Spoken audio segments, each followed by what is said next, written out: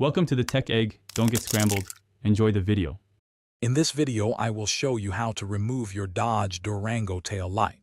First, ensure you have a trim removal tool and a 10mm socket ready. Begin by opening the tailgate of your Durango. You will then need to locate the two visible fasteners, which are typically push pins or screws, holding the tail light in place. This initial step is crucial for a smooth removal process. Now, with your trim tool or screwdriver, carefully remove the two push pins or screws you located. Once these fasteners are out, gently pull the entire tail light assembly straight back from the vehicle. It's important to pull straight to avoid damaging the alignment pins or ball sockets that help secure the light. A slight wiggle might be needed to release it fully. After the tail light assembly is free from the vehicle body, you will see the electrical connector attached to its back. Locate the small tab on this connector.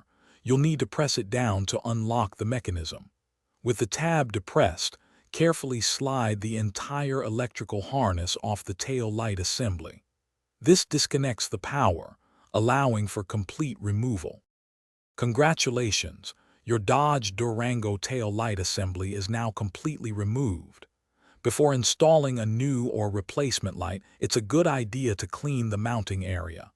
To reinstall, simply reverse these steps. Connect the electrical harness, align the assembly with its pins, push it firmly into place, and then secure it with the two push pins or screws. You've got this. Thanks for watching. Consider subscribing if I helped unscramble your problems.